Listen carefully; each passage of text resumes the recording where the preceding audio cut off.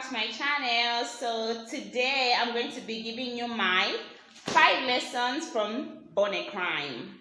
Number 1 from the book Born a Crime is do not limit your imagination. I'm going to quote from the book. He says, "We tell people to follow their dreams, but you can only dream of what you can imagine. And depending on where you come from, your imagination can be quite limited." So from the book, you can see how his mom deliberately exposed him to things that his neighbors would call white people things.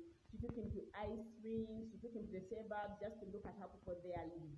And I think it's something that even in our lives we need to do deliberately, because sometimes, like he also said, a child cannot dream of being an astronaut if he doesn't know anything about space.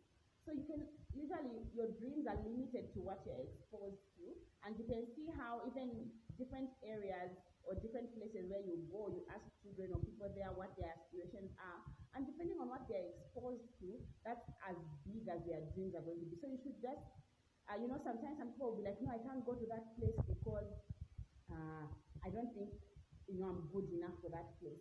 I remember some time back, my mom used to tell me, you can go like anywhere, you can go anywhere, just, you don't have to buy anything. Like how, I remember when I was young, it was hard to go to like to a hotel and just talk to people there, but then my mom told me, you can just go, okay, you just go in and ask, okay, how much is the shima here? You go to a 5-star hotel and ask, how much is the shima? They don't charge you for asking, but you get exposed and you see how, even when you have money, at least you know how to spend it and where to spend it. Because sometimes it's not just about money, but it's about how exposed are you and what are you going to use that money for.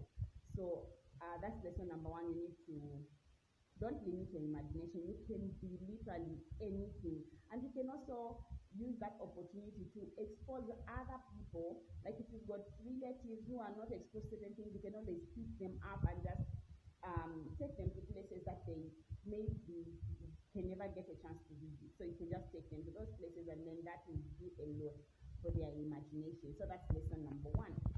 Is I don't know how to name it, but I can just say learn to put yourself in other people's shoes. I'm going to quote from the book again, where he said, "We live in a world where we do not see the ramifications of what we do to others because we don't live with them.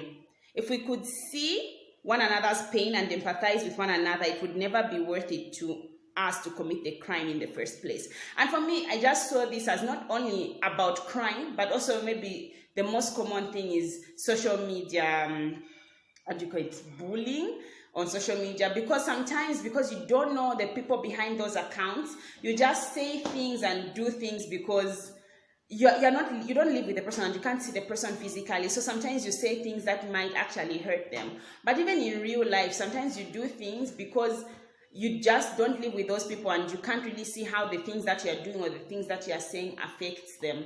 So from this, I just learned that. And also I learned under the same thing of putting yourself in other people's shoes, I learned that sometimes people have different notions of right and wrong. So because depending on the culture that you come from, or depending on how you grew up, sometimes something might not be wrong to you. Like how some people just easily lie. Maybe they just grew up in a home where lying is a very easy thing, but you find somebody who cannot tolerate lies at all. So like you really need to understand that we also come from different backgrounds, and you need to be tolerant, and that's the only way you can actually teach people about the things that you believe in, about the things that are actually right. If you are tolerant, you try to understand, because certain people just do things, and we've got different cultures, and from the cultures that we come from, certain things might not be necessarily wrong in those cultures. So you need to be tolerant, and that's the only way you can actually push the agenda of what is right and good in your eyes. Yes, so that's number 2. You should learn to put yourself in other people's shoes. 3, like Trevor Noah's mom coined it black tax, and I'm going to name it just that, black tax.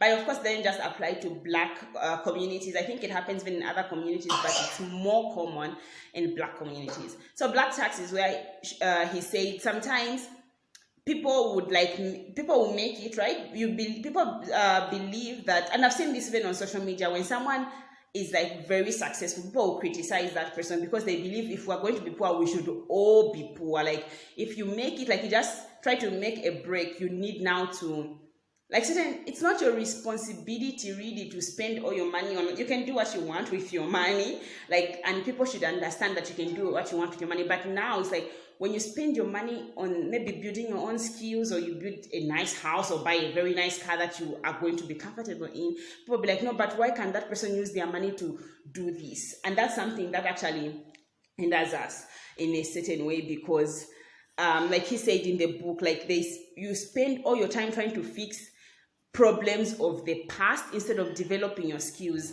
And you need to realize that the more you develop your skills, the better you can actually do for your community. So you need to invest in yourself. And sometimes you just maybe even buying a very expensive car just shows other people that it can be done and it's a possibility.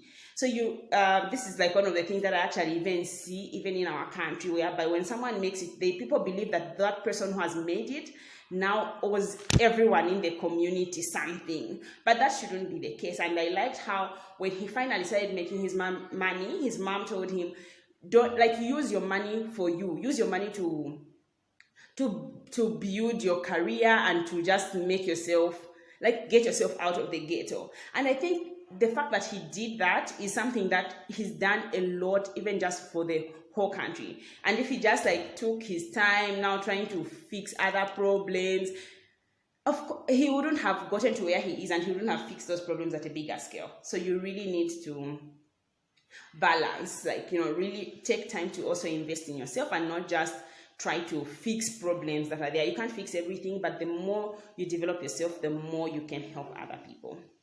4 is give a man a fishing rod. I think, like, if you've read this book, even those who haven't read this book know the quote from the book that said, give a man a fish and he'll eat for a day, teach a man how to fish and he'll eat for a lifetime.